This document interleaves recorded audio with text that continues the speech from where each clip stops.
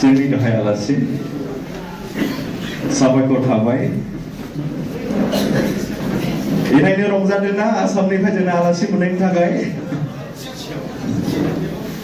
आरोबाव आङो दिनैहाय गसंनो थाखाय खावलायनाय थाबाय जेरावखि थाया मानो नोंथांमोना बे बेंगल बर' रिसार्चनि दुवारै जोंनि गेजेराव बे फेल'शिपआव फार्स्ट टाइम सोरबाफोर लोब्बा लाफैनाय दङब्ला अन्नानै गावनि जायगायाव गसंथिनानै सिनायथिखौ होनो हागोन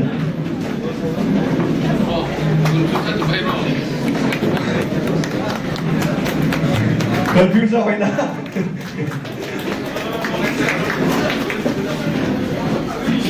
आच्छा नोंथांमोनखौ बरायनायजों हाय लोगोसे जोङो आर'नाइजों बरायनो सानदों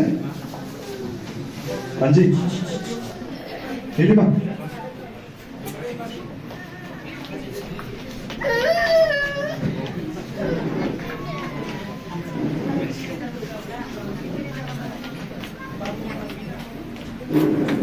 On admission, with welcome, we would like to give our Moro tradition attire, Aronai. We would like to welcome you among us.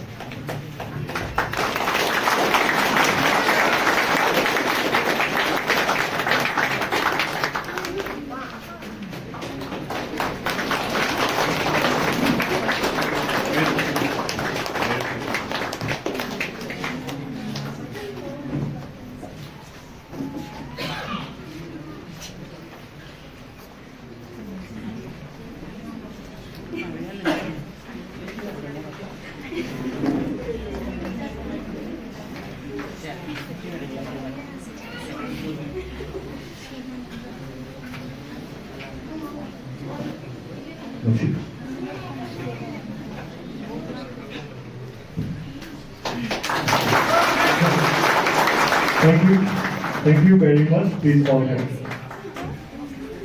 अन्नानै जिरायनो हासिगोन साबायखर थाबाय आगै बासायगिरिया दाबिदनि नोगोराव सारि जाबाय बियो ख्रिस्ट' फोरबो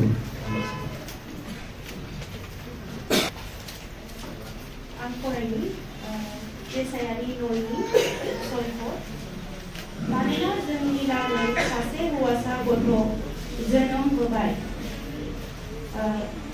जाबाय हौवासा गथ' जोनोम होनाय जाबाय सासे बिसा हौवाखौ जोनोम होनाय जाबाय आरो हादां गोराफोरनि बिबाना बिनि फाफ्लियाव थागोन बिनि नामा आसरत मन्त्रि बोलोग्रा इसोर अनजिमा गैयै बिफा सान्थिनि राजा जागोन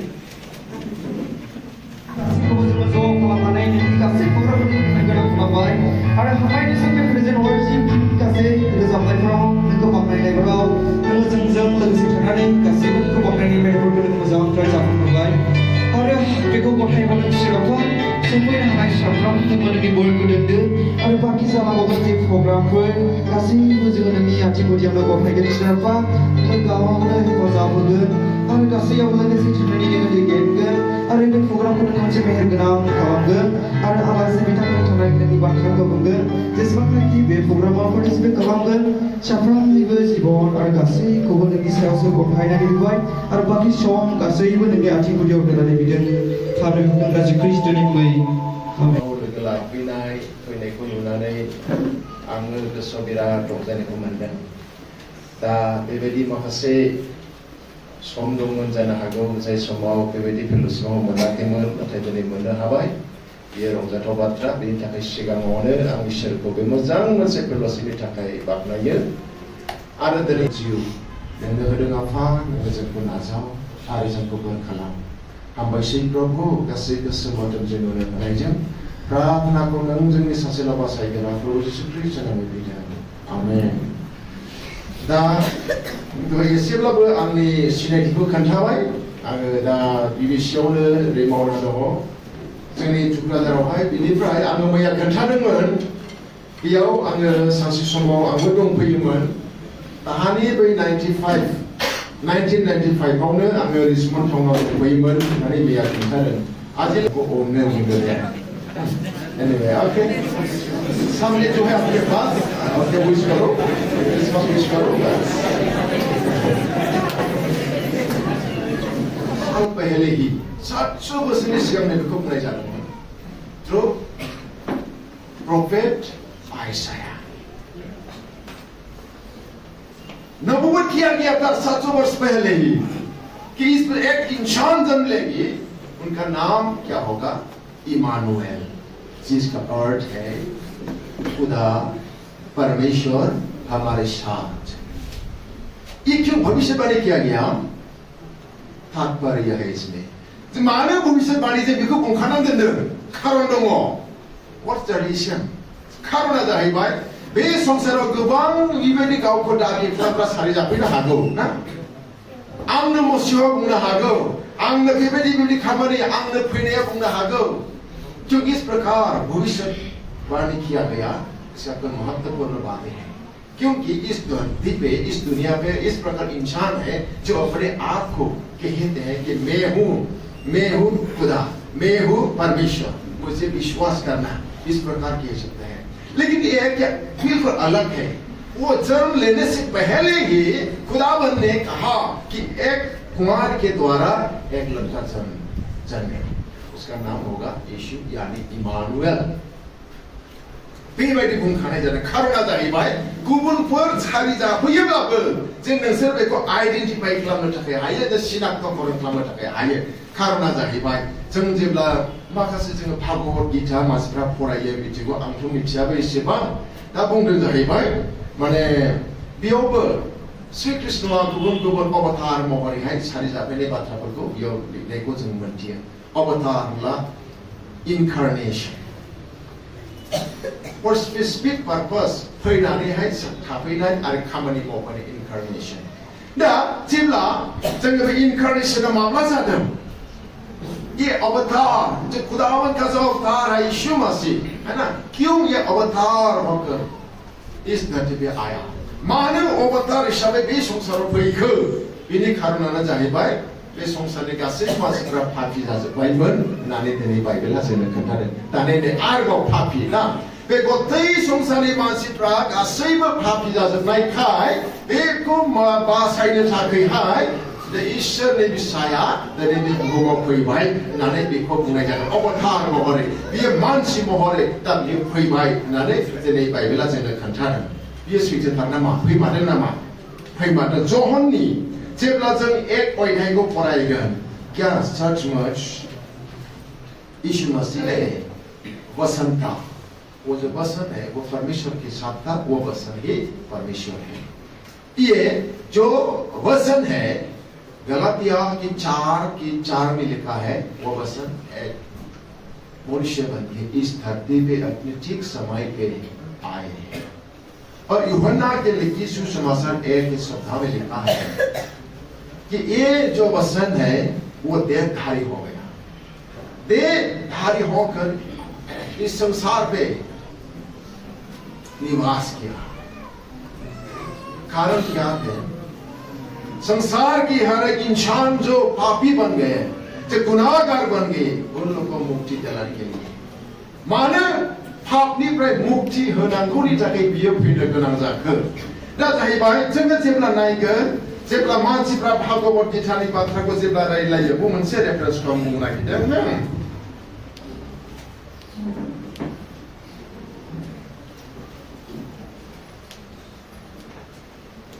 आं दिनै बेखौ थुलुंगा होनो नागिरदों नोंसोरो बेबायदि लुथारेन नोङो बेबायदि बेप्टिस्ट नोङो दरं नोङो उदालगुरि नोङो चिरां होनालासे we are one in Christ we are one in the bond of love of Christ जों मोनसे गोसो लानानै बे बेंगालरखौ मा नोंथांमोना दोस्लायहोनो हानाय नङाने there is power in the name of the Lord can be इसोरनाव बोलो दङ बे बोलोआ बेंगालरखौ नोंसोर सोलायहोनो हागोन आं बिराद खुसि नोंसोरखौ लोगो मोननानै नुनानै एनिवेयर जेरावखि लोगो मोना माब्लाबा लोगो मोनोब्ला गामिफ्रावथ' बबेनिथ' नोंजोंबा गुबुन गुबुन मण्डलिनिजों मालाबाथ' थांसनबायनाय जायोला अननानै आंखौ लोगो मोनथ'बायला आंनि थाखाय लोगो मोनोब्ला आंखौ माने रायनाव देरदों दा आङो मोनसे प्रार्थना रिक्वेस्टखौबो गालांनायसै बेनिफ्राय थांनानै आङो 9-10-11 आं मोनसे प्रग्रामाव थांगोन बियो गथायबारि सार्कोलाव जागोन एनएलसिफोरनि गेजेराव दा जोङो एनएलसिफोरजों माजों गासैजों गोरोबना खामानि मावनांगौ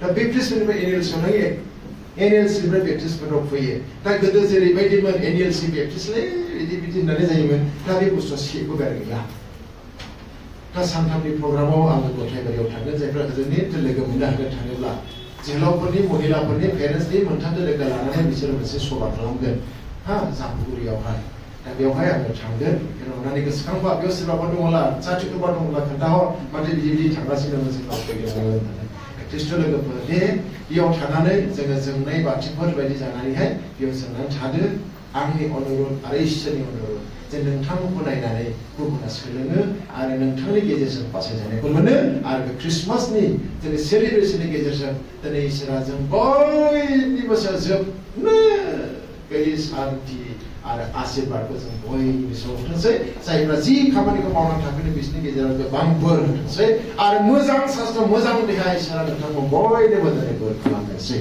बे बाथ्राखौ बुंनानै आं बेयावनो दोननाय जाबाय इसोरा जों बयखौ बोर खालामनो प्रार्थना खालामो दे सोरगोआव थानाय आफा इसोर समानखौ धन्यबाद प्रभुनि अननायनि थाखाय नोङो गावनि गासै बे सोरजिजानाय मानसिफोरखौ अननायजों नोंनि सासे बिसावा जिसु ख्रिस्ट बे संसाराव थोननायजों सुबुं गासै पापीखौ बासायनो थाखाय नोङो फैनायजों दिनै जोंनि जिउआ गेदेर रंजादों आफा बेखौनो हामबाय आफा बेबायदिनो प्रभु लोगो लाज्लायनानै बे बेंगालरखौ आफा नोंनि लागैनो बांसिन सुसमाचार होनायजों देरहासार खालामनो हायो प्रभु नोङो प्रार्थना खालामबाय हामबायसै आफा नोंनि मोजां खाबुखौ होनायनि थाखाय नोंनि मुंखौ रंजानोसै आफा जायफ्रा खोनासंबाय गोसो होनानै आफा बे होजानायनि बाथ्राखौ बर'दिननि खौरांखौ आफा नोङो प्रत्येक जोंनि जिबनाव खामानि मावदो जायफोरनो दाबो लिंहरथ'वाखै जायफ्रा नोंनि गग्राव गैथ'वा आफा नोङो बिसोरजोंबो रायज्लायदो जेनेबा बिसोरबो दिनै सिरि मोननो थाखाय हायो अ प्रभु नोङो प्रार्थना खालामबाय हामबायसै आफा नोंनिफ्रायनो सवाजि बाखि प्रग्राम दंबावो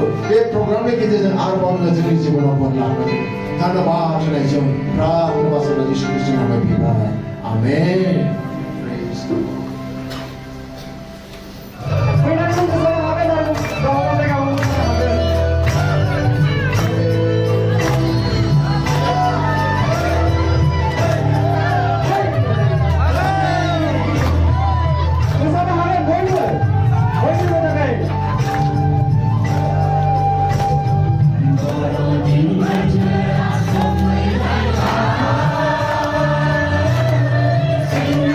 Sing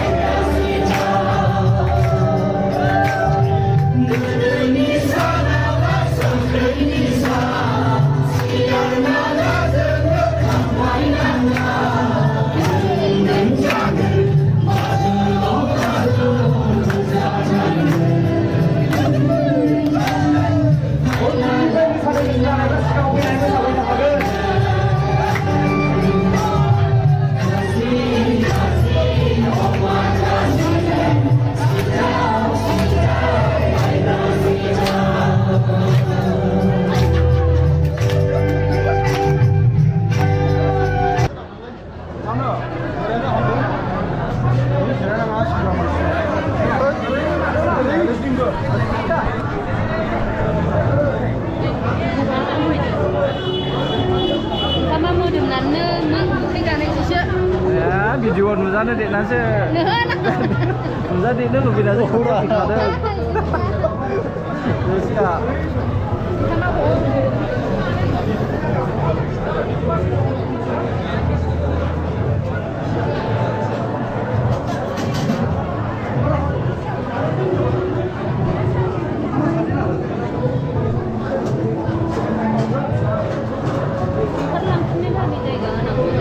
Kalangnya udah sudah sih kan.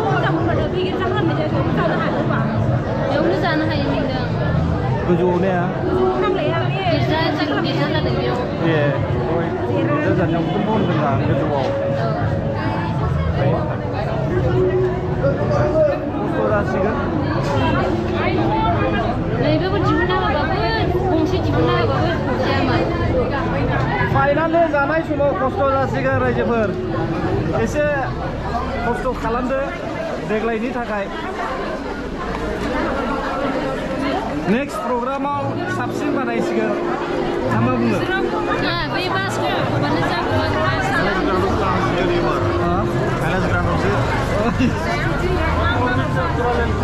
माने ओरै बास थाफैजोबबायनानै गासैबो बास दोनजोबबाय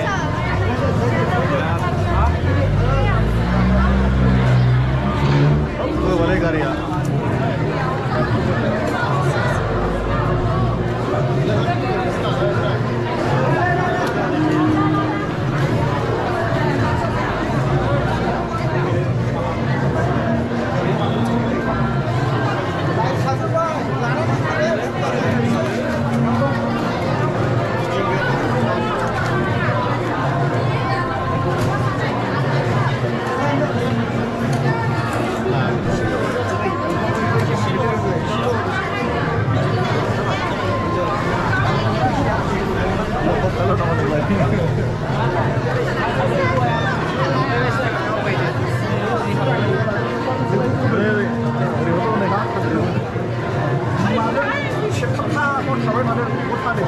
जिरायनानै जानोबो जायगा गैया